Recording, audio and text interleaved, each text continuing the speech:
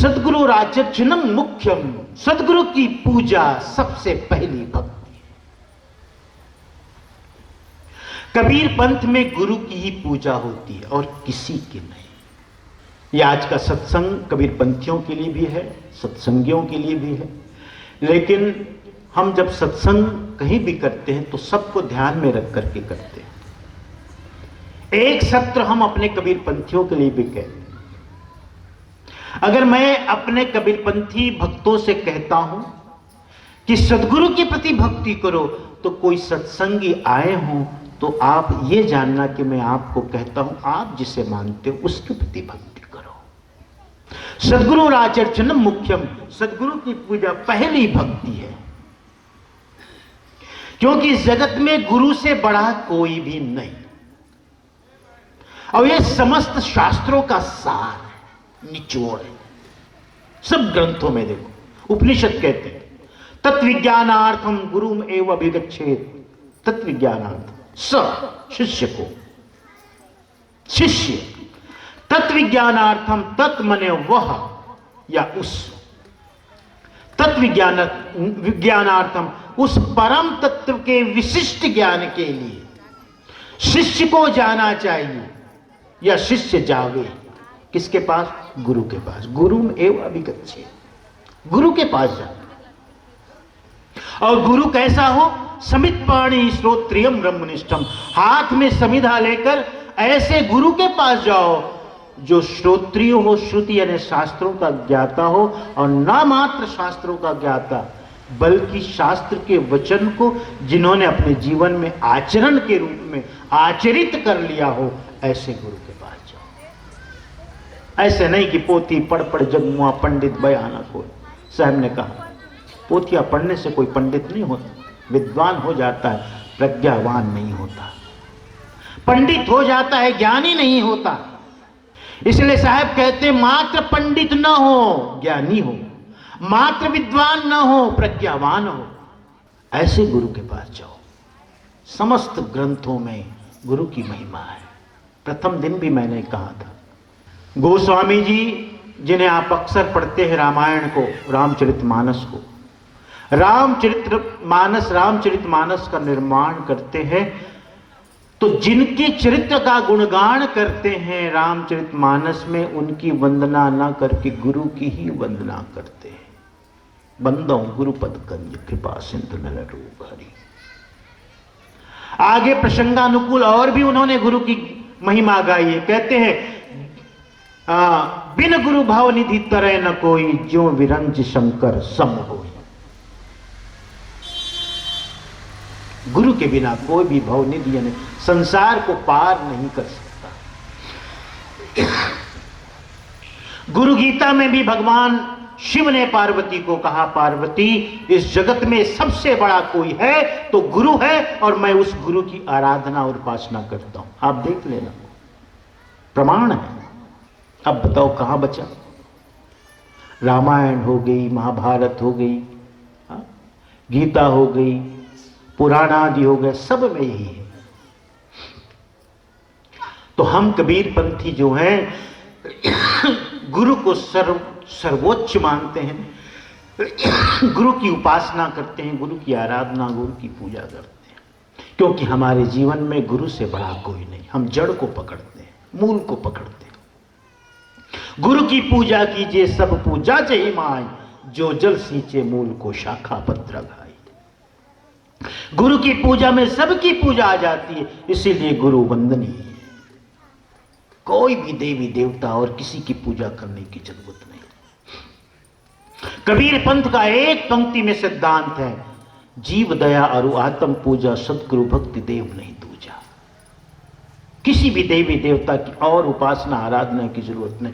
कहने में थोड़ा कठोर लगता है, सुनने में आपको हो सकता है साहब आप देवी देवताओं का खंडन करते हैं। मैं खंडन नहीं कर रहा हूं।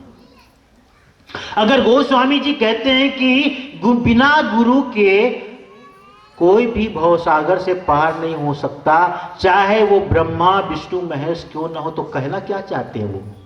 यही कह रहे हैं कि वे भी मुक्त नहीं हैं। ये कह रहे हैं वे कह रहे हैं कि ये मुक्त नहीं है, अगर इन्हें मुक्ति चाहिए तो गुरु चाहिए, गुरु के बिना नहीं हो सकता। तो मैं थोड़ी कह रहा हूं, शास्त्र कह रहा है।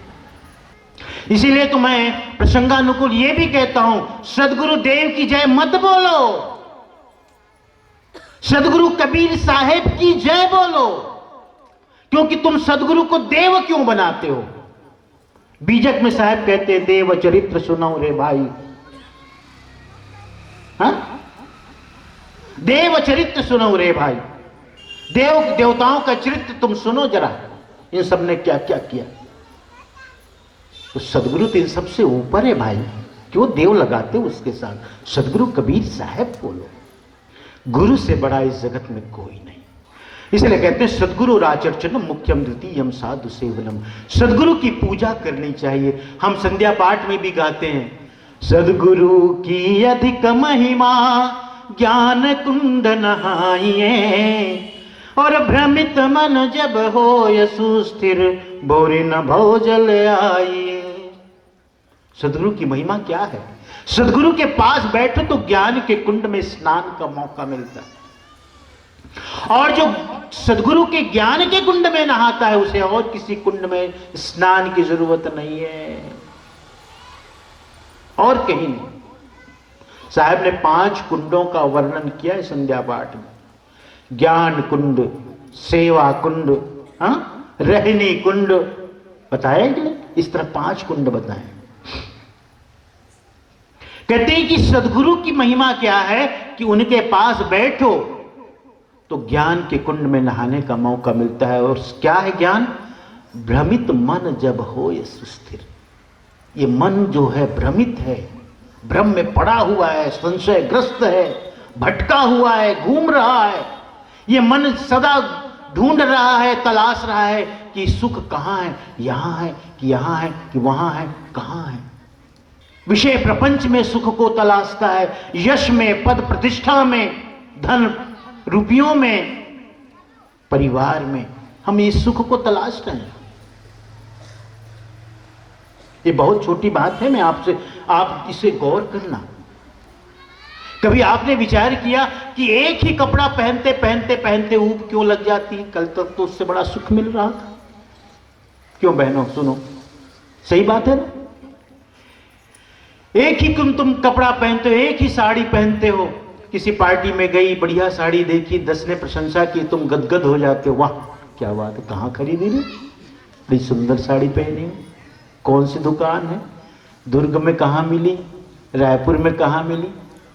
अब आप उस प्रशंसा से फूली नहीं समाती, फिर उसी को पहन के चली जाते हो किसी दूसरी पार्टी में। अब तो लोग जो आए थे वो देख चुके हैं ना, थोड़े लोग तारीफ करेंगे, और तीसरी बार में और थोड़े, चौथी बार में कोई कह भी देगी ये किछ है क्या रे तेरे पास, हो गए ना। कितना ही सुंदर भोजन क्यों ना हो, बार बार उसे खाते रहो, मन उब जाता है। कितनी ही सुंदर गाड़ी क्यों ना हो, जिसे तुमने बड़ी मेहनत से खरीदी, बार बार एक ही गाड़ी रहे, मन करता है बदलो, दूसरी गाड़ी लो। घर को बदलते हो, घर की साज सज्जा बदल देते हो, ये क्या है? ये मन का खेल है। मन ऊब जाता है, ऊब जाता है एक ही विषय से, एक ही भोग से, इसलिए भटकता है। चलो ये छोड़े, दूसरे में चले। धन के पीछे भागते हैं, फिर धन मिल जाता है तो पद मिल जाता तो अच्छा है, हमें प्रतिष्ठित होता, जय जयकार होती, पद भी मिल गया, धन पद प्रतिष्ठा, लेकिन शांति कहीं नहीं, सुकून कहीं नहीं, संतुष्टि कहीं नहीं। लेकिन ये तलाश, ये ढूंढना इस बात का प्रतीक है कि संसार के भोगों में, प्राणी पदार्थों में सुख नहीं है, लेकिन मन सदा इसी में भटकता है। यह मन स्थिर कहां होता है? गुरु के पास आने से। भ्रमित मन जब होए सुस्थिर बहुरी न भव चलाए। गुरु के ज्ञान से यह मन स्थिर हो जाता है, मन समझ जाता है, बोध को प्राप्त कर लेता है, और जब बोध को प्राप्त कर लेता है तो वह स्थिर हो जाता है, रुक जाता है।